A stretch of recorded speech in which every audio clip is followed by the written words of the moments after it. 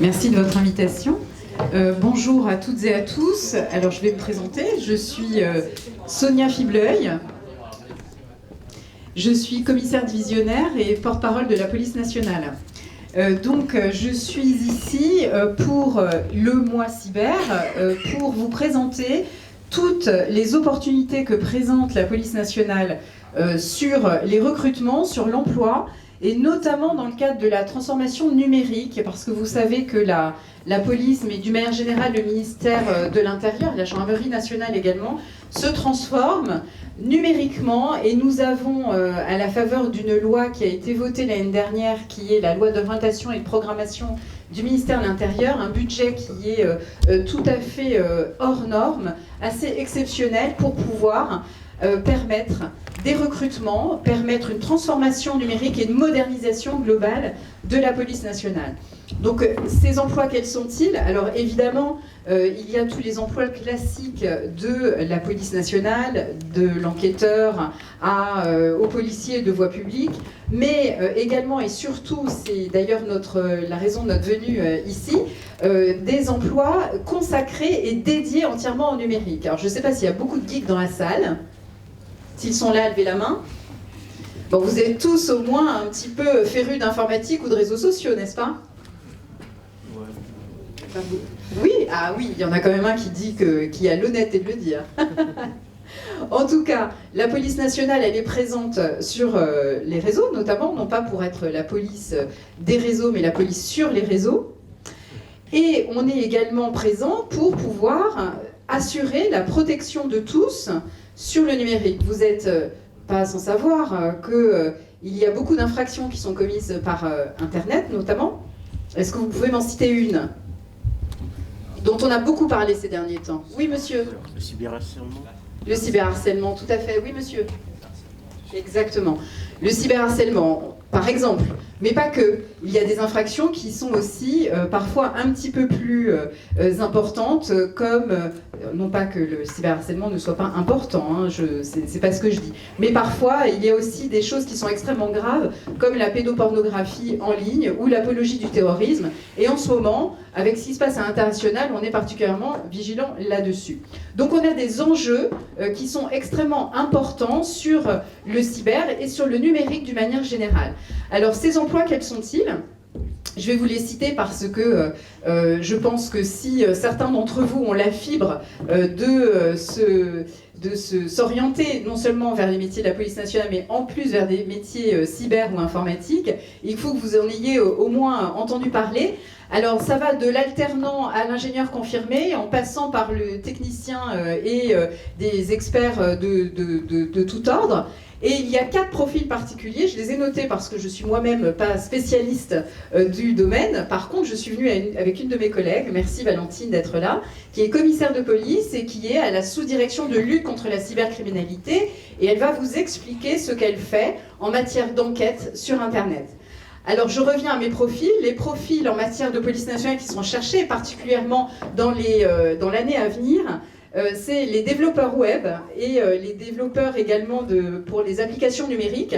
Je pense que vous avez tous sur vos smartphones une appli qui correspond à ce type de métier. Nous recherchons également des analystes de données et de business intelligence, c'est-à-dire des data analystes et des data scientists, c'est-à-dire des personnes qui gèrent des données, parfois des données un petit peu complexes, et des données pour lesquelles on a besoin de mettre en interaction les unes avec les autres, en tout cas de les regrouper avec des possibilités de recherche simplifiées. Et puis bien sûr, nous avons besoin de personnel en matière de sécurité informatique. La sécurité informatique, c'est quoi? C'est tous les problèmes d'homologation, d'assistance sur les systèmes d'information, sur la conception aussi de ces systèmes d'information, et puis la détection aussi de certaines menaces ou problèmes qui peuvent apparaître sur nos systèmes informatiques qui ont besoin d'être particulièrement sécurisés.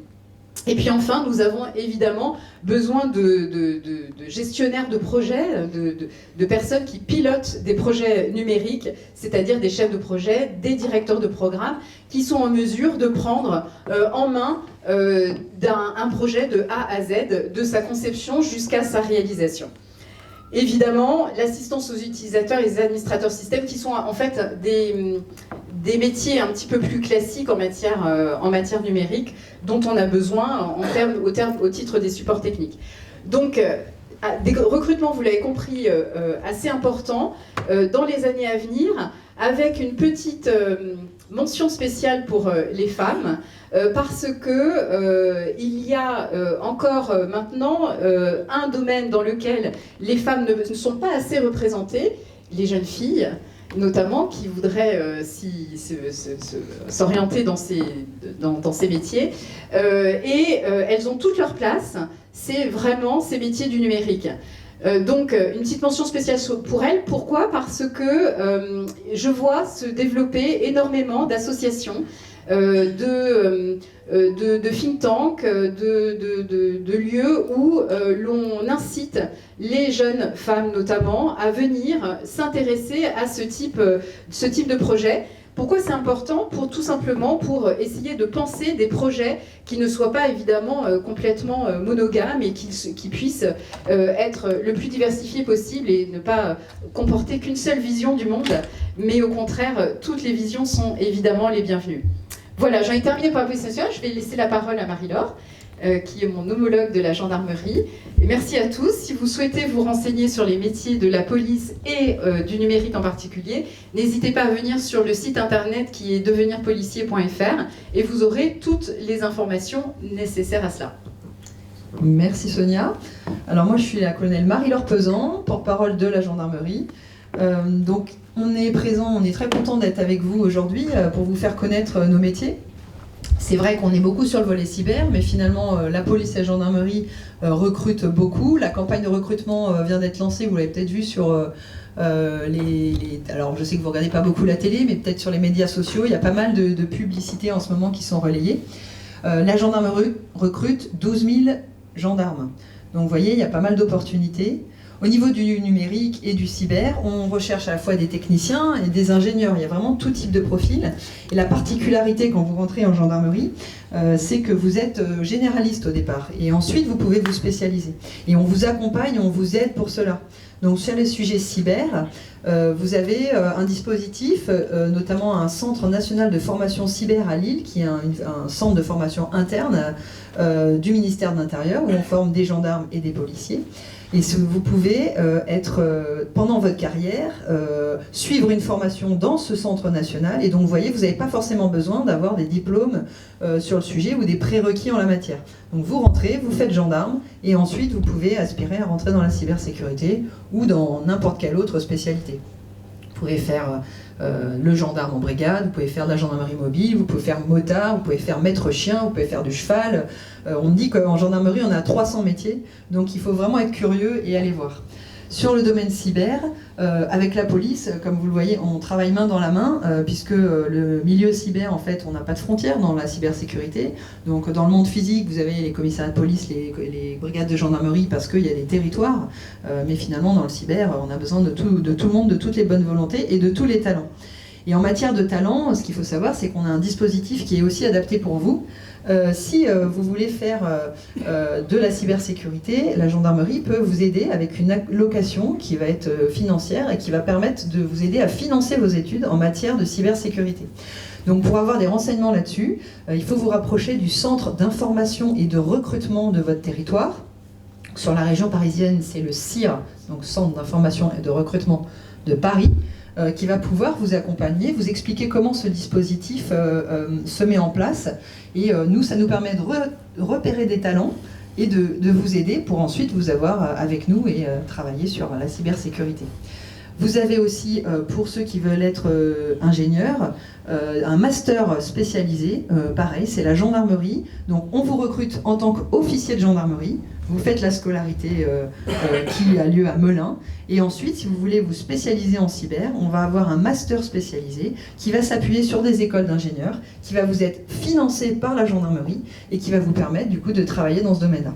Donc vous voyez, toutes les possibilités sont offertes si vous voulez faire du cyber. Vous n'êtes pas obligé de faire ça dès maintenant, et vous pouvez acquérir de nouvelles compétences pendant que vous êtes en gendarmerie.